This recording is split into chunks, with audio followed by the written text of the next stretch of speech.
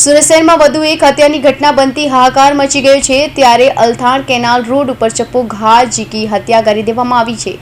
સુરત શહેરમાં હત્યાની ઘટના બનતી હાહાકાર મચી ગયો છે। લોકસભાની ચૂંટણી જાહેર થયા બાદ પણ સુરત શહેરમાં પોલીસ કમિશનર વિહોર્યું છે। રોજેરોજ હત્યા સહિતના ગુનાખોરી બનવા વધી રહ્યા છે ત્યારે વધુ એક હત્યાની ઘટના સામે આવી છે। સુરત શહેરના અલથાણ કેનાલ રોડ પર ચપ્પુ ઘા ઝીકી હત્યા કરવામાં આવી છે। અજાણ્યા હત્યારાઓએ હત્યાને અંજામ આપ્યો છે।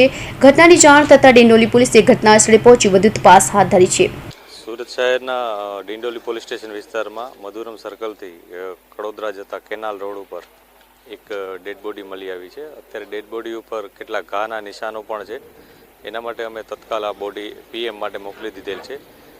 આ જે ડેડ બોડી છે એને આઈડેન્ટિફિકેશન કરવાની અત્યારે પ્રક્રિયા જારી છે।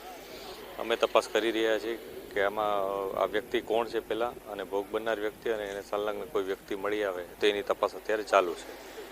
ક્યારે કોલ મળ્યો હતો સાહેબ અને કઈ રીતની ઘટના હતી? આજ સવારે 100 નંબર પર કોલ આવ્યો હતો, જેના અનુસંધાને ડિંડોલી પીસીઆર અહીંયા આવી હતી અને એણે ઘટના સ્થળે આવી અને તમામ વિગતોની જાણ કરતાં તમામ અધિકારીઓ, ક્રાઇમ બ્રાન્ચ, તમામ ઓફિસર્સ પણ આવી ગયા છે। કઈ રીતની ઈજાઓ છે સાહેબ? કોઈ હત્યાનો મામલો કહી શકે?